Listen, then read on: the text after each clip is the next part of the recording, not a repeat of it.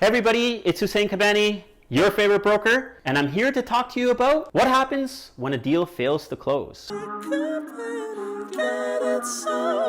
I've been in this situation once where a deal has really failed. I've been in a situation where it's almost failed, but we've got it to work out. I'm going to share some stuff with you guys. As you know, that when you go to purchase a property, you're going to have to put a deposit down on it. Typically, you give a deposit once you have an accepted agreement. That basically means is you go look at properties, you make an offer on it, your offer gets accepted. You basically have until the next business day to give a deposit. Typical agents, listing agent like myself, would like to try to get about 5% of the value of the property in a deposit. So what ends up happening is that the next day you're going to go to the office and you're going to drop off your certified deposit check, or you're going to wire transfer that money into the real estate trust account. Say for example, that deal doesn't close. The closing date comes and goes and the deal hasn't closed. Most people would assume that since that buyer didn't close the transaction, they would automatically get that money that was in deposit, whether it was $20,000, $50,000. The seller would automatically get that money and then they would move on, maybe relist or maybe not sell because they made a profit. I don't know, but it doesn't work like that. So what I want to explain to you guys is how the money actually leaves a trust account. So a real estate trust account is a very protected account and it's highly regulated by Real Estate Council of Ontario, which is basically a consumer protection agency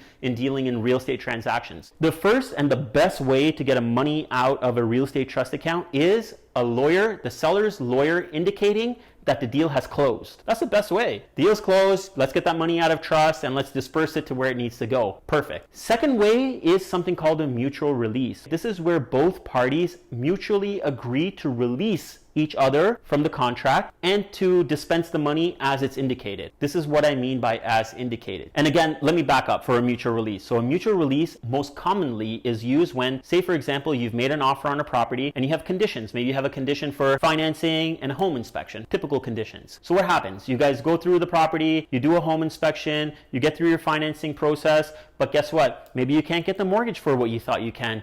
Maybe the lender is not willing to approve that property. Maybe there is something wrong with the home inspection that you guys are not willing to take on. In that conditional period, what we can easily do is use a mutual release. Basically say, hey, we didn't get financing. There's problems with the property that we don't want to take on. And within that conditional period, everyone is really obligated to sign that mutual release. And it basically releases the money out of the trust account back to the buyer, and it releases both parties from that contract liability completely. So that's the second way. Still not bad compared to the third way. The third way, straightforward, is a court order. What ends up happening, and this is where we get into what ends up happening when a deal fails to close. If a deal fails to close on the closing day, what ends up happening is that if the buyer is not willing to close the property, they have some kind of problems or whatever, you could try to negotiate with them and say, hey, sign a mutual release, whatever the deposit is, you could basically say, give us all the money, or let's make a deal on where this deposit money is going to go, and you could use a mutual release to come out of that deal. Now, if that buyer doesn't want to cooperate, there's more complications to it. What would end up happening is that more than likely you would go back, you would sell that property on the market again,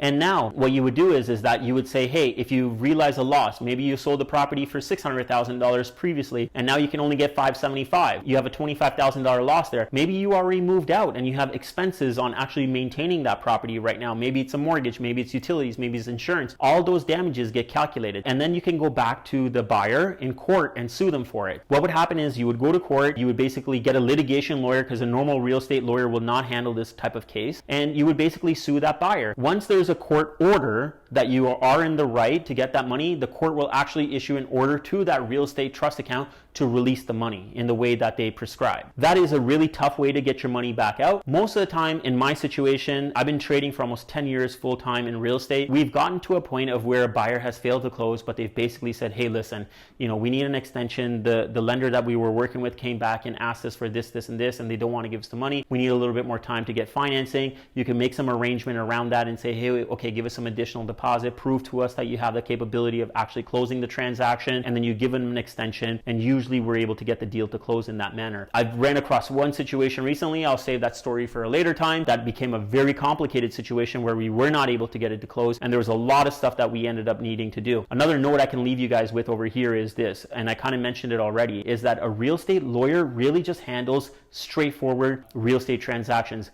Anytime there's a complication that really comes up about it, everyone wants to protect themselves and wants to limit the liability, so they really don't tell you. And I found it to be a very stressful time for some of my clients where the lawyer is not really telling you what you can and cannot do. They'll give you an opinion and then you have to decide. And for me, I find it unfair. You hired a professional, they should be giving you real concrete advice on what to do, and when they just kind of like throw their hands up and tell you, hey, like, you know, these are your options and you choose whatever's best for you, and hopefully it works out for you. This was a situation with one of the lawyers I was dealing with one of my clients, not a lawyer I would recommend to go with. And I actually had to personally go around to lawyers that I trust and know and get more solid advice, basically give my clients that advice. You know, they can do what they want with that, but it gave them a little bit more assurity of what can happen. So my point over here is that, look, when a transaction goes well, the real estate agent's a hero, the mortgage person's a hero, the lawyer is a hero when everything goes well. But when things fall apart and you got to pick up the pieces, that's when you really realize who the professional actually is in the transaction. I'll leave you guys with that. I think that there's going to be a very interesting story that I'll be able to tell you guys in about a month or so, but we'll leave that for now. If you guys have any questions about how a deposit works, how the trust account works, feel free to reach out to me, comment on this, like it, share it with your friends. And again, if you guys need to get a hold of me, just send me a DM or a text message. Until then, remember one thing,